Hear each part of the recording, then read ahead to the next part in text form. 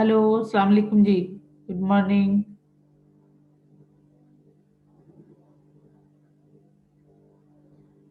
Hello.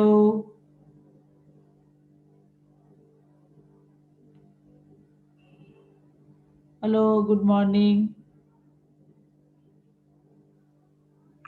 Good morning ma'am. सबको ज़रा message कर दो, मैंने उनको वैसे इनविटेशन तो भेज दिया है। तो कल भी मैं क्लास में थी लेकिन किसी ने ज्वाइन नहीं किया मुझे। एक दो बच्चों ने ज्वाइन किया तो फिर मैंने उनको मैसेज दे दिया था। आज ज़रा इनको ओके मैम। मैसेज करें कि सारे लोग ऑनलाइन हो जाए ताकि मैं क्लास स्टार्ट करूं। और फ्राइडे को आपका टेस्ट है डाइजेस्टिव सिस्टम का।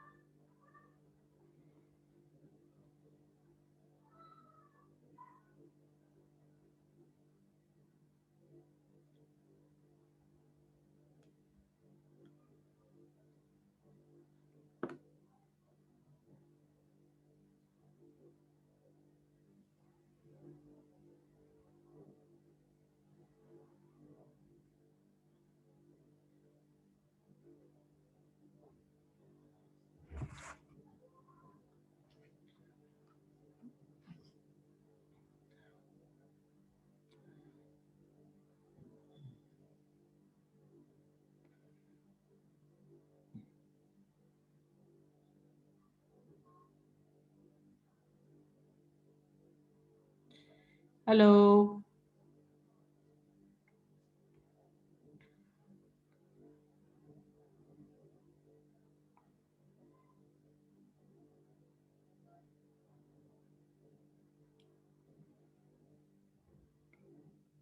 मैम बच्चे कह रहे क्या अलाउ करें? क्या? बच्चे कह रहे हैं कि अलाउ करें हमें वेटिंग ग्रुप में मैम।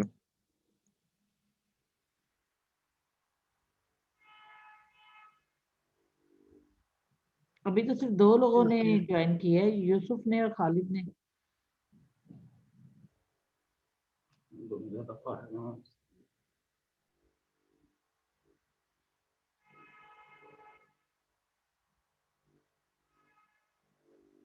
अभी अबू बकर आ गया।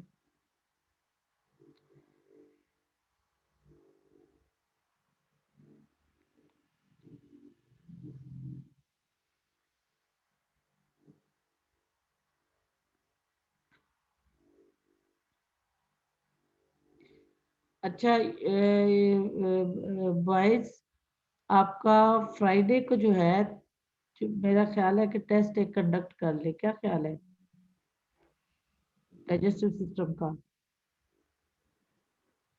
सैटरडे को करते हैं मैम। हाँ, सैटरडे से ये फ्राइडे मैम टाइम कम होता है, नहीं फ्राइडे शॉर्ट डे को है। मैं बताती हूँ ना, फ्राइडे को जुमे की नमाज के बाद ना आप लोगों का 2 से 3 बजे तक जो है वो टेस्ट कर लेते हैं। नहीं मैम, 2:30 बजे तक तो जुम्मा होता है। रेन में इसमें आऊँ भी हम्म।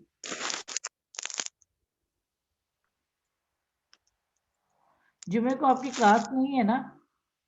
चलो नेक्स्ट मंडे को फिर आपका टेस्ट है। सही है मैम। ठीक है, हाफ एन आवर का मैं टेस्ट लूंगी, बाकी आपकी 2 आवर्स की क्लास है ना, 1 घंटे का टेस्ट हो जाएगा, 1 घंटे की क्लास हो जाएगी।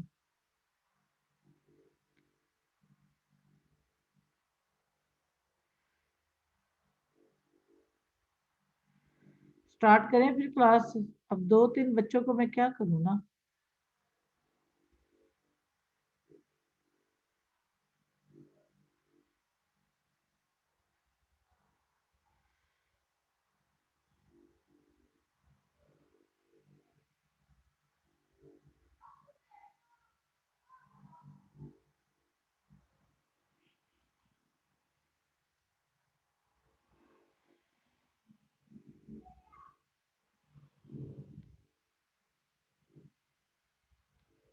कितना टाइम वेस्ट हो रहा है।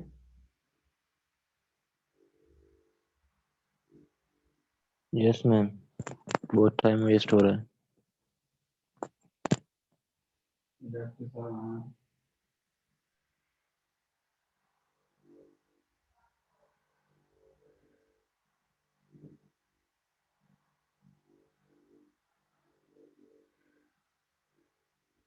अभी सिर्फ 5 स्टूडेंट्स हैं, आप बताएं मैं क्या करूं?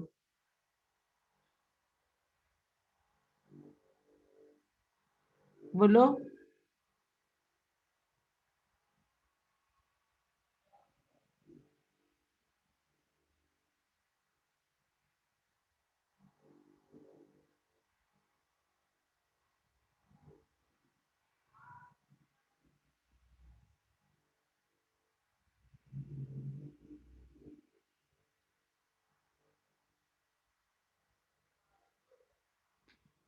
ओके 6 स्टूडेंट है सारे अभी। हेलो अस्सलाम वालेकुम मैम। वालेकुम अस्सलाम बेटे।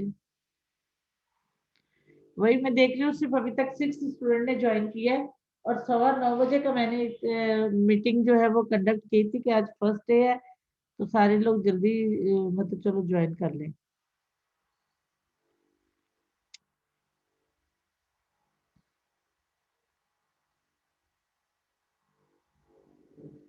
मैं मैम रुखसाना से कहती हूँ मैं क्या करूँ, उनको बताती हूँ।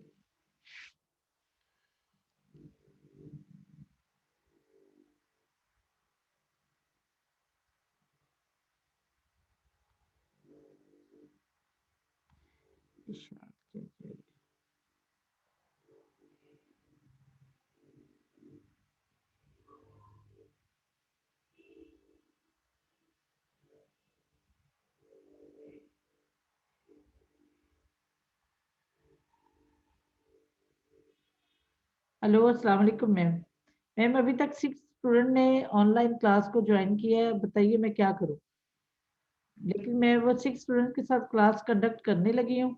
अब इससे ज्यादा मैं क्या इंतजार करूँ? कल सिर्फ 2 बॉयज थे जिन्होंने क्लास ज्वाइन की है, तो आज 6 स्टूडेंट्स हैं, तो मैं उन्हीं के साथ क्लास कंडक्ट करने लगी हूँ। उसकी अटेंडेंस मैं आपको सेंड कर देती हूँ। Thank you ji.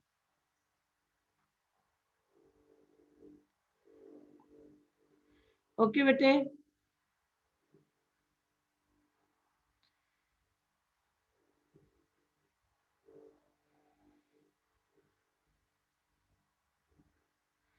Ji respiratory system,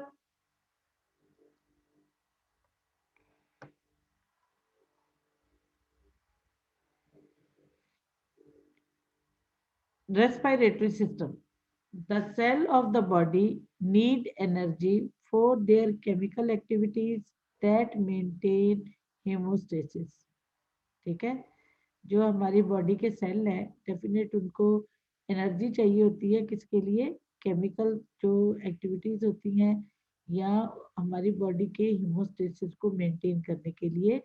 Most of this energy is derived from chemical reaction which can only take place in the presence of oxygen. ठीक है, उन्होंने कहा कि ये जो एनर्जी होती है वो जो केमिकल प्रोसेस के लिए वो करते यूज करते हैं या उसमें जो केमिकल रिएक्शन उन्होंने करना होता है, ये जो होती है वो सिर्फ ऑक्सीजन की मौजूदगी में ही ये मेंटेन हो सकती है। The main waste product of these reaction in in carbon dioxide, और इसका जो मेन वेस्ट प्रोडक्ट होता है जो हमारा ऑक्सीजन के अगेंस्ट उसका वेस्ट प्रोडक्ट होता है, वो क्या होता है? हमारा कार्बन डाइऑक्साइड होता है। The respiratory system provides the route by which the supply of oxygen present in the atmospheric air gain entry to the body, and it provides the route of excretion of carbon dioxide. हमने कहा ये जो respiratory system है ये क्या करती है? हमें रूट मुहैया करती है, कहाँ किसके लिए? जो ऑक्सीजन की सप्लाई के लिए। ठीक है, और ये क्या है? वो कह रहे हैं कि ये ऑक्सीजन की सप्लाई कहाँ से होती है? जो कि हमारी एटमॉस्फेयर में, जो हमारे आबो हवा के अंदर जो है वो मौजूद होती है, वहां से वो लेती है। और और फिर ये क्या करती है, एंटर टू द बॉडी, जो कि हमारी जिस्म के अंदर एंटर होती है, and it provide the route of excretion. और इसके अलावा जो कार्बन डाइऑक्साइड है वो उसको एक्सक्रीट करने में भी अहम रोल प्ले करती है। Clear? The condition of the atmospheric air entering the body varies considerable according to the external environment. उनके ये जो कंडीशन होती है किसकी, एटमॉस्फेरिक एयर की, जो कि हमारी आबोहवा के अंदर जो होती है, entering the body varies considerable according to the external environment। तो वो हमारी बॉडी में वेरियस उसकी तरीके से वो एक्सटर्नल इन्वायरमेंट से हमारी बॉडी में एंटर होती है। इट में बी ड्राइड। अच्छा, जो हमारी आबो हवा होती है वो कभी तो बिल्कुल खुश्क होती है, कभी कोल्ड होती है, कभी उसके अंदर जो होते हैं डस्ट पार्टिकल भी होते हैं, आंधी वगैरह जब चलती है, ठीक है। इसके अलावा बाज़ औक़ात वो बहुत ज़्यादा हॉट होती है, ठीक है। जैसे हमारे 4 मौसम है, जो 4 हमारे सीज़न है जिसको हम फेस करते हैं, ठीक है। तो उनमें आप ये देखोगे कि हमारी बाज़ औक़ात हमारा आबो-हवा जो होती है वो बिल्कुल खुश्क होती है, ड्राई होती है। बाज़ औक़ात जैसे आजकल चिल है तो आजकल कोल्ड है, ठीक है। बाज़ औक़ात जब ऐसा होता है कि आंधी वगैरह चलती है तो उसके अंदर जो होता है वो डस्ट पार्टिकल या दूसरे पार्टिकल भी मौजूद होते हैं, लेकिन इसके बावजूद ये हमारी लाइफ के लिए बहुत अहम होती है, ठीक है। As the air breathe in move through the air passage to reach the lungs. क्या कहती है कि हवा जो होती है वो क्या करती है, हम सांस लेते हैं और सांस के मूव के जरिए ये हमारे एयर पैसेज में एंटर होकर हमारे लंग्स तक जाती है। इट इज वार्म्ड, ये वहां पर गर्म होती है, और कूल्ड, और ठंडी भी होती है, टू बॉडी टेम्परेचर, जो कि हमारी बॉडी टेम्परेचर को मेंटेन करती है। आपको पता है ना कि हमारी बॉडी का टेम्परेचर जो नॉर्मल टेम्परेचर है वो 98.6 है, ठीक है। तो ये क्या करती है, ये हमारी बॉडी में जब एंटर होती है तो हमारी, चूंकि हम बाहर का मौसम कैसा भी हो, लेकिन हमारे अंदर जो है हमारा नॉर्मल बॉडी टेम्परेचर जो होता है वो 98.6 है, इसलिए ये वहां पर वार्म भी होती है, कोल्ड भी होती है, यानी बैलेंस हो जाती है। मॉइस्चर भी होती है, to become saturated with water vapors and cleaned as particle of dust stick to the mucus which coat the lining membrane। अच्छा, इसके अलावा उन्होंने कहा वो ठंडी भी होती है, गर्म भी होती है, लेकिन मॉइस्ट भी होती है, और मॉइस्ट होकर क्या करती है, सैचुरेटेड विद वाटर वेपर्स। और वो जो हमारा जो पानी होता है, हमारी बॉडी के अंदर जो लिक्विड फ्लूइड होता है, वो उसके जरिए मॉइस्चर होती है, और जितने भी हमारे पार्टिकल होते हैं वो स्टिक होकर अंदर जो है वो हमारे जो कैविटीज होती हैं उसके अंदर जो है वो स्टिक कर जाती है, विच कोट द लाइनिंग मेम्ब्रेन, जो कि हमारे मेम्ब्रेन की लाइनिंग के साथ जो होती है वो चिपक जाती है। आपने देखा है कि आपके नाक के अंदर जो है वहां पर भी वैक्स होती है, ईयर के अंदर जो होती है वहां पर भी वैक्स होती है। इसके अलावा आप देखोगे कि म्यूकस जो होता है आपका, जो ये सिक्रीशन होती है, जो स्पूटम वगैरह होता है, ये सारी चीजें जो होती हैं वो स्टक कर जाती हैं, जो कि पार्टिकल्स जो उसके अंदर होते हैं, और ये बिल्कुल एक वेपर की तरह वो उसको क्लीन करके उसको अपनी दीवारों के साथ लगा के, और एक साफ सुथरी एयर जो है वो उसको आगे लंग्स को वो प्रोवाइड करते हैं, ठीक है जी। अच्छा, blood provide the transport system for these gases between the lungs and the cell of the body। अच्छा, ये जो हमारा ब्लड है ये क्या करता है, ये ट्रांसपोर्ट सिस्टम जो है वो हमें प्रोवाइड करता है, जो कि गैसेस के दौरान होता है, किसमें, लंग्स के दौरान, और सेल जो हमारी बॉडी के बाकी जो सेल होते हैं। आपने देखा है कि हमारा जो जितनी भी ऑक्सीजन है ये कहाँ जाती है, ये हमारे लंग्स में जाती है, और लंग्स से ऑक्सीजनेट होकर, और ये ब्लड जो होता है ये वापस जो है हमारे टारगेट ऑर्गन तक पहुंचता है, ठीक है।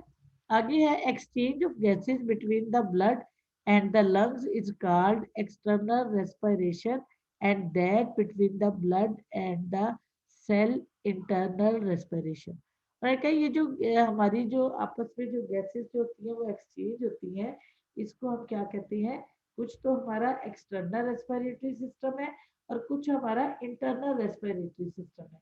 अब हमारे एक्सटर्नल रेस्पिरेटरी सिस्टम में हमारे कौन से ऑर्गन आते हैं, उसमें हमारी नेजल कैविटी आती है, ठीक है, हमारा ओरल कैविटी आती है, और इसके अलावा हमारी क्या हमारे कौन से, हमारे नोस्ट्रिल आते हैं, साइनसेस आते हैं, और ट्रेकिया तक का एरिया जो है वो हमारा अपर रेस्पिरेटरी सिस्टम है, जबकि हमारा ट्रेकिया और हमारे लंग्स जो होते हैं, एल्वोलाई जो होते हैं, ये सारे जो होते हैं वो हमारा इंटरनल रेस्पिरेटरी सिस्टम होता है, ठीक है। तो ये हमारा दो हिस्सों में डिवाइड होता है, अपर रेस्पिरेटरी सिस्टम और इंटरनल रेस्पिरेटरी सिस्टम या लोअर रेस्पिरेटरी सिस्टम। तो अपर रेस्पिरेटरी सिस्टम में हमारी नेजल कैविटी आ जाती है, हमारी ओरल कैविटी आ जाती है, और हमारा फेरेंक्स आ जाता है, ठीक है। लेकिन जो लोअर रेस्पिरेटरी सिस्टम है उसमें हमारा ट्रेकिया आ जाता है, इसके अलावा हमारी ब्रोक्यूल्स आ जाते हैं, ठीक है, हमारे लंग्स आ जाते हैं, ठीक है।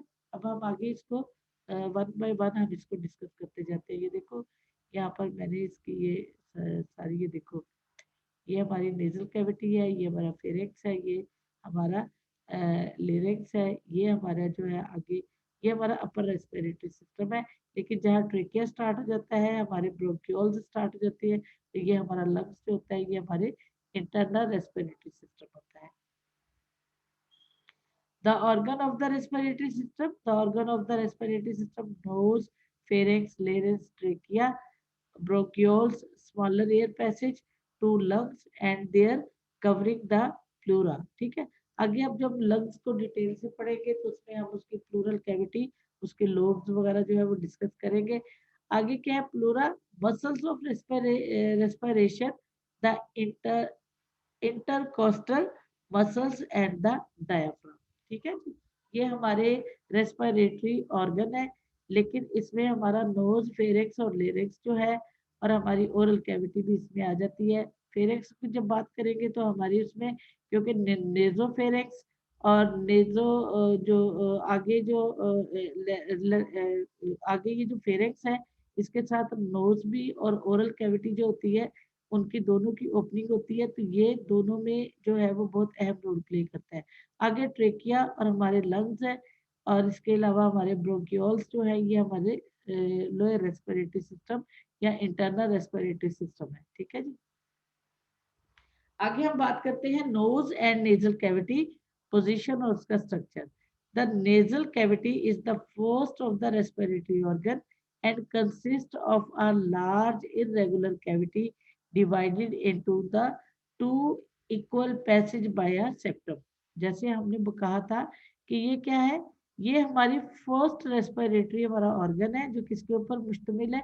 ये एक इरेगुलर जो है वो शेप में हमारी एक कैविटी है, जो कि डिवाइडेड है किसमें, दो equal passage bye the septum. ये वाला एरिया जो है ना, ये सेप्टम है, ठीक है, जो कार्टिलेज के साथ जो है एक दूसरे से सेपरेट हुआ होता है।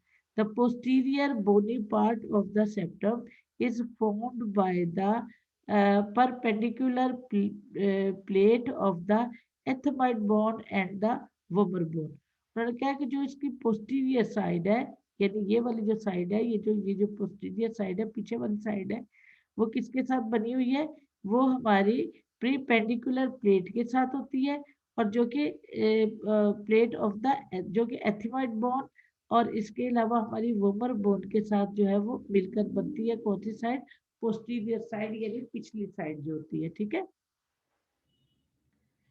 Anteriorly it consist of hyaline cartilage, और सामने से जो ये कंसिस्ट करती है वो हाइलिन कार्टिलेज के साथ, ये हाइलिन कार्टिलेज है, लेकिन ये साइड जो है वो आपकी एथमाइड बोन वोमर के साथ जो है, और प्री पेंडिकुलर प्लेट जो है वो बनाती है, जो कि वोमर के साथ और एथमाइड बोन के साथ बनाती है, ठीक है जी। ये आपकी नेजल कैविटी है, ये देखो सुपीरियर टर्मिनेट है, मिडल टर्मिनेट है, इन्फीरियर टर्मिनेट्स है, आगे स्फीनाइट साइनस है, नेजोफेरेंजियल है, एडिनॉइड पैड है इसका, और ये नेजल हमारी वेस्टिब्यूल है, ये नेजल कैविटी है। या ये एस्टिशियन ट्यूब है, जो एस्टिशियन ट्यूब ओरिफिस है, और ये फोसा है ऑफ रिजेम्युलर जो हमारा फोसा है जो। तो ये हमारा आपका इंट्रोडक्शन है नेजल कैविटी का। ठीक है जी, आगे हम इसको आगे कंटिन्यू करते हैं। अच्छा, हमने बात की थी कि इसकी रूफ जो है वो प्री पेंडिकुलर जो प्लेट है वो किसके साथ बनती है, एथिमाइड बोन के साथ और वोमर बोन के साथ। आगे हम इसी को कंटिन्यू करते हैं। The roof is formed by the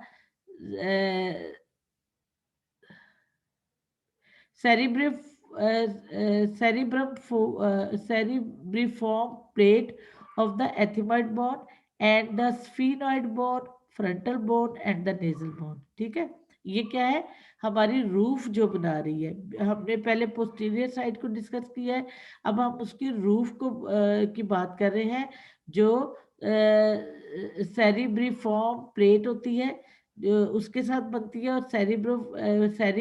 सेरिब्रिफॉर्म जो प्लेट है वो किसके साथ बनती है, एथमाइड बोन के साथ और स्फीनाइड बोन के साथ, frontal bone and nasal bone. The floor is formed by the roof of the mouth and consist of the hard palate is front in front end the soft palette behind. उन्होंने कहा कि जो इसकी जो floor होता है वो किसके साथ बनता है, ये हमारे जो माउथ का रूफ होता है वो उसके साथ, ये जो मुंह की छत होती है जो कि हमारे हार्ड पैलेट के ऊपर जो है वो मुश्तमिल होती है, वो इसका रूफ बनाती है। यानी माउथ की जो छत होती है वो नेजल कैविटी का जो है वो फर्श बनाती है, उसका फ्लोर बनाती है। And consist of the hard palate, जो सामने से अगर आप देखो तो हार्ड पैलेट है, और ये वो एरिया होता है जो कि आपकी इसका मैंडिबल का और मैक्सिलरी एरिया होता है, जो कि फ्रंट से हार्ड पैलेट और पीछे से जो है अगर साइड पे आप देखोगे तो वो सॉफ्ट पैलेट जो है उसकी लेटरल साइड के साथ ये बनाती है। The hard palate is composed of the maxilla and palatine bone. ठीक हो गया। And the soft palette consist of involuntary muscles. अगर आप ये देखोगे जो आपके, अगर आप सॉफ्ट पैलेट की बात करें तो ये हमारा कौन सा एरिया आ जाता है, ये हमारे फेरेक्स का एरिया जो है वो भी इससे बनता है। तो ये मैक्सिलरी बोन के साथ बनता है, और मैक्सिलरी और पैलेटिन बोन जो होती है वो मिलके इसको मेंटेन करती है। और सॉफ्ट पैलेट किसके ऊपर होता है, आपका इनवॉलेंटरी मसल्स होते हैं, ठीक है, उनके साथ ये सारा तरतीब दिया हुआ होता है। The medial wall is formed by the septum. अच्छा, जो इसकी बिल्कुल मीडियल वॉल होती है, दरमियान वाला जो हिस्सा होता है वो सेप्टम के साथ जो है बना होता है। हमने अभी अभी बात की है कि हमारा नेजल कैविटी जो होती है वो कितने हिस्सों के ऊपर डिवाइड होती है, दो हिस्सों के साथ के ऊपर डिवाइड होती है। जो एक हाइलाइन कार्टिलेज जो होती है वो एक front area, Highland cartilage front area बनाती है, और जो हमारा सेप्टम होता है वो जो है वो सेप्टम जो है इसको दो हिस्सों में डिवाइड करता है। ठीक है जी, आगे the medial wall is formed by the septum, the lateral wall are formed by the maxilla, the ethmoid bone and the inferior conchae. ठीक है, उन्होंने कहा कि जो इसकी साइड का एरिया होता है वो कौन बनाता है, हमारी मैक्सिलरी बोन जो है वो बनाती है, उसके साथ जो होती है एथेमाइड बोन होती है, और फिर ये इंफीरियर कॉनकाई जो है वो बनाती है। The posterior wall is inferior conji mm, है, inferior conji bone, कॉनकाई है कि कौनची है, मैंने तो conji mm, कौनची है। अच्छा चले ठीक है, इसको मैं अभी दोबारा उसको वीडियो को देखती हूँ, उसमें फिर इसकी प्रोनाउंसिएशन जो है पता चल जाएगी। चले जी, कौनची। ठीक है, the posterior wall is formed by the posterior wall of the pharynx. ठीक है, और इसकी पोस्टीरियर वॉल जो है वो हमारा फेरेंक्स जो है वो मेंटेन करता है। क्लियर। yes ma'am, अच्छा, ये देखो स्ट्रक्चर ऑफ नोज, इसमें ये हमारा जो है टर्मिनेट्स है, नेजल कैविटी है, और ये हमारी जो अभी हमने बात की थी ये सारी हमारी वो नेजल कैविटी है। ये आपकी बुक के अंदर जो है वो तस्वीर बनी हुई है, ये इसके यहाँ पर जो है वो क्लियर नहीं है, ठीक है, लेकिन ये मैंने ठीक है, ये आप अपनी बुक के ऊपर जरा इसको देख लेना। मजीद इसको मैं थोड़ा सा और आगे देखती हूँ स्लाइड में, यहाँ ये क्लियर, इसके नाम क्लियर नहीं है। ठीक है। अच्छा, opening into the nasal cavity, ठीक है। अब नेजल कैविटी की ओपनिंग जो होती है, द एंटीरियर नेरिस और नोस्ट्रिल, एंटीरियर नेरिस जो हमारे ये बिल्कुल नेजल जो होते हैं हमारे जो होल होते हैं, सुराख होते हैं, are the opening from the exterior into the nasal cavity, ठीक है। ये बिल्कुल जो है वो बाहर से जो है वो नेजल कैविटी के अंदर खुलते हैं। Hairs are present in this area, और यहाँ क्या होता है, सीलिया होते हैं, छोटे छोटे सीलिया जो होते हैं वो यहाँ पर अपेयर होते हैं। ये फीमेल में कम होते हैं और मेल में ज्यादा होते हैं, ठीक है। The posterior nares are the opening from the nasal cavity into the pharynx, और ये जो नेरीज होते हैं जो हमारे एक्सटीरियर यानी हमारे जो बाहर का जो बैरूनी एरिया होता है, ये आगे जो होता है वो किसमें, फेरिंक्स में जाके खुलता है। The paranasal sinuses are cavity in the bones of the face and the cranium which contain air. उन्होंने कहा कि इसके अंदर पैरानेजल साइनसेस होते हैं नेजल कैविटी के। हमने जब इसको पहले उसमें डिस्कस किया था स्ट्रक्चर में, तो हमने ये कहा था कि हमारे जो फेशियल जो हमारी बोन होती है,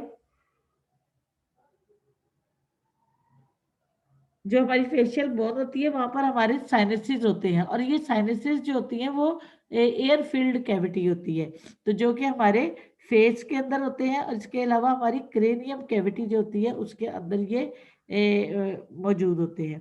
there are tiny opening between the paranasal sinuses and the nasal cavity, और ये क्या होती है, छोटी छोटी सी ओपनिंग होती है जो कि हमारे पैरानेजल जो होते हैं साइनसेस होते हैं, और इसको हम ये कहाँ होते हैं, नेजल कैविटी में होते हैं।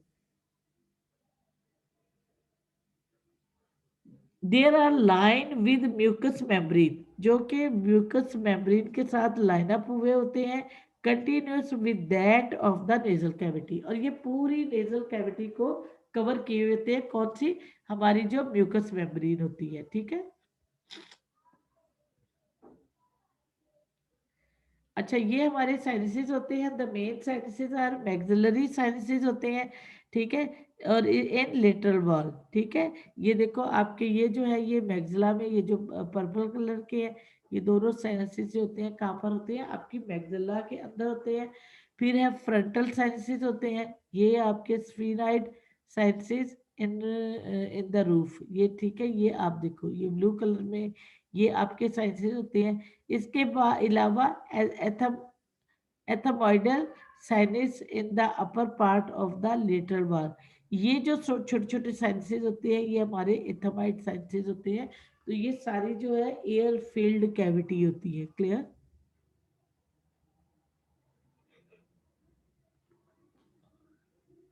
अच्छा, ये अब क्या करते हैं, ये क्या करते हैं, सबसे पहले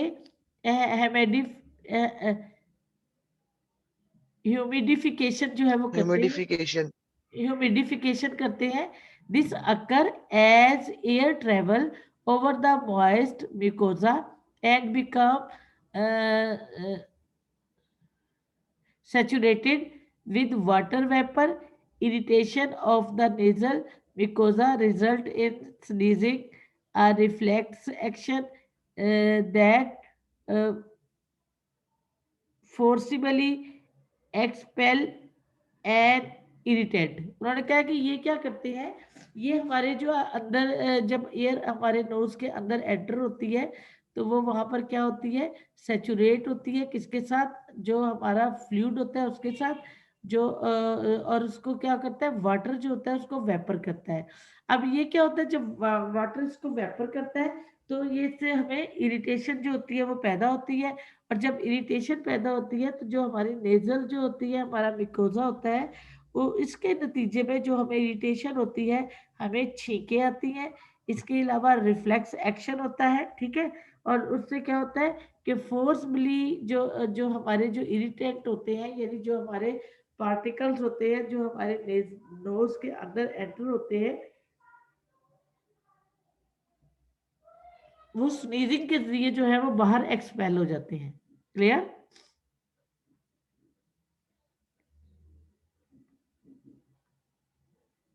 ठीक है जी। आगे हमारा आ जाता है जी फेरिंक्स। ठीक है,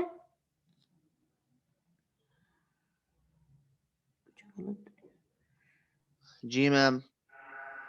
ठीक है। अच्छा, ये जो हमारा ये हमारे फंक्शन है, ये हमारे फंक्शन जो है ना नेक्स्ट वाली स्लाइड में भी आएंगे, क्योंकि जाहिर है रेस्पिरेशन के जो फंक्शन होते हैं वो तकरीबन सारे सेम ही हैं।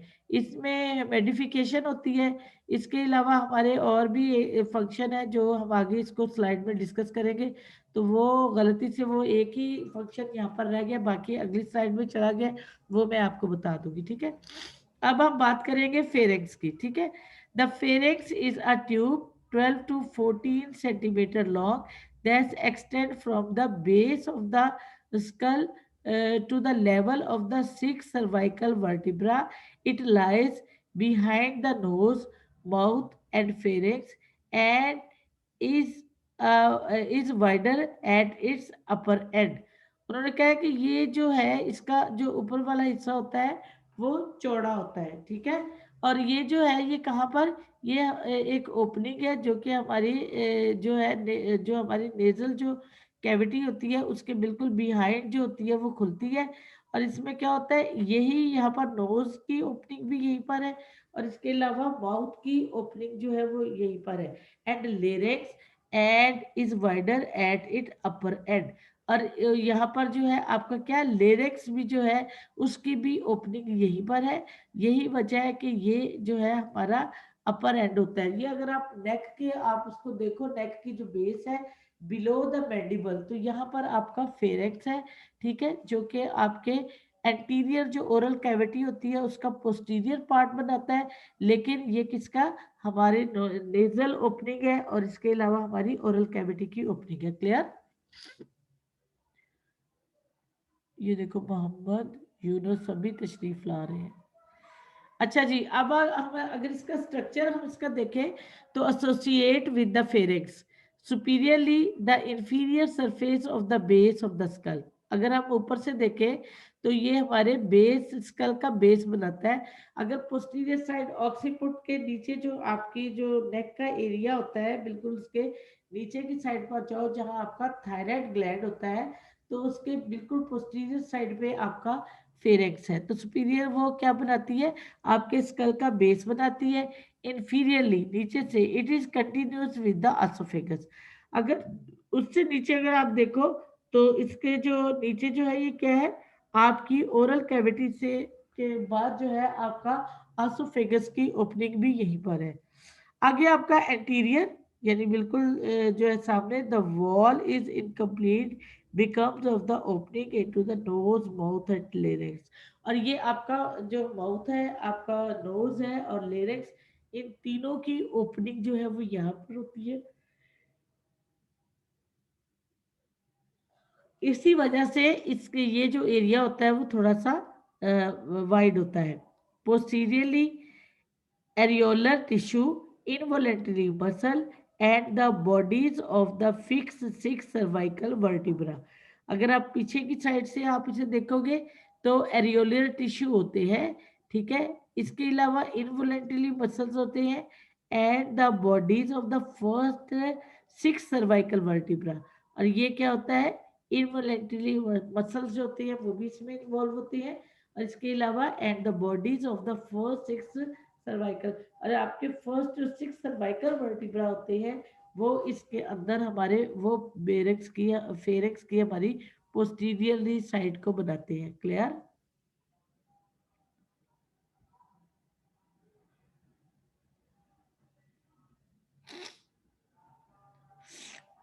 For descriptive purpose, the pharynx is divided into 3 parts: nasopharynx, oropharynx और laryngopharynx।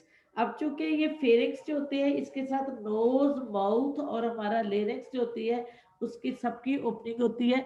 तो ये जिस पार्ट की इसके अंदर ओपनिंग होती है उसके साथ मिलकर ये इस एरिया को बनाती है। तो अब ये देखोगे कि ये आपकी नेजल कैविटी है, जो आपकी ये नेजल कैविटी है, तो ये फेरेक्स है, तो ये नेजोफेरेक्स है, ये ओरल कैविटी है और ये फेरेक्स है, तो ओरो फेरेक्स है। ये आपका लेरेंजियल साइड है। लेरेंजियल जो होता है वो आपके रेस्पिरेशन को मेंटेन करता है। तो यहाँ पर आप देखोगे लेरेंजियो फेरेक्स वाला एरिया होता है। क्लियर? क्लियर? नेक्स्ट कौन सी क्लास है आप लोगों की? Anybody here? स्केल की मैम, स्केल की है। मेरी ही क्लास जी है ना? मैम इधर ही है। स्केल की है, हाँ जी मैम आपकी है। अच्छा जी, आगे हमने कहा जो नेजोफेरेक्स में क्या है, the nasal part of the pharynx lies behind the nose above the level of the soft palette. जो हमारा नेजल पार्ट होता है वो क्या करता है, फेरेक्स के अंदर जो है वो लिंक करता है behind the nose above the level of the soft palette. और ये कहाँ पर होता है, जो हमारा सॉफ्ट पैलेट होता है वो उसके साथ वहां पर वो मिल जाता है। और ये क्या है, वो नेजोफेरेक्स का एरिया जो है वो बनाता है। On its lateral wall are the two opening of the auditory tube, one leading to each middle ear. उन्होंने कहा इसका जो लेटरल एरिया होता है फेरेक्स का, ये क्या बनाता है, नेजोफेरेक्स वाला जो एरिया होता है ये क्या बना रहा है, ये हमारी टू ओपनिंग होती है किसकी, ऑडिटरी ट्यूब की। ऑडिटरी ट्यूब कौन सी होती है, जो आपको सुनने में अहम रोल जो है वो प्ले करती है, one leading to each middle ear. और ये दोनों जो होती हैं वो हर उसकी जो मिडल ईयर होती है वो आपके उसको जो है वो आगे लीड करती है, ठीक है, रहनुमाई करती है, ठीक है जी। One is the posterior wall. There are the pharyngeal tonsils, adenoids consisting of lymphoid tissue. उन्होंने क्या, और इसके जो पोस्टीरियर किसकी हम बात कर रहे हैं, नेजोफेरेक्स की बात कर रहे हैं। तो इसकी जो पोस्टीरियर साइड होती है वो कहाँ होती है, उसकी जो वॉल्स होती है, देर आर फेरेंजियल टॉन्सिल्स, जिसको एडिनोइड भी कहते हैं। वो क्या करती है, कंसिस्टिंग ऑफ लिम्फाइड टिश्यू। ये जो है किसके ऊपर मुश्तमिल होती है, लिम्फाइड टिश्यू के ऊपर मुश्तमिल होती है। They are most prominent in children up to approximately 7 year of age. ये जो है वो बहुत ज्यादा प्रोमिनेंट होती है किसमें, चिल्ड्रन में, ठीक है। और ये अप्रोक्सीमेटली जो है 7 ईयर ऑफ एज तक जो है वो वहीं पर एज इट इज मौजूद होती है, ठीक है। आगे है देयर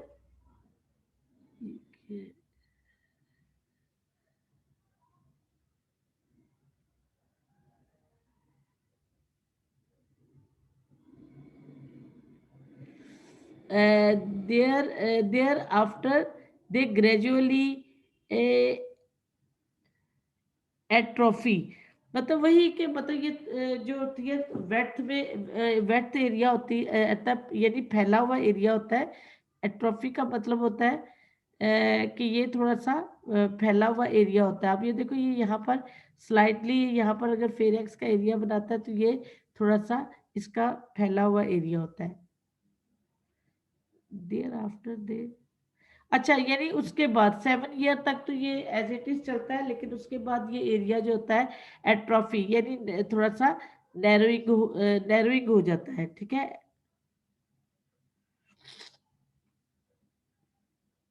आगे हम बात करेंगे ओरोफेरेक्स। ओरोफेरेक्स जैसे ओरो से आपको पता है ओरल कैविटी, तो ओरल कैविटी जो होती है वो कहाँ लाइज करती है, फेरेक्स के अंदर, तो इसलिए हम इसको ओरोफेरेक्स कहेंगे। The oral part of the pharynx lies behind the mouth, extending from below the level of the soft palate to the level of the upper part of the body to the third cervical vertebra.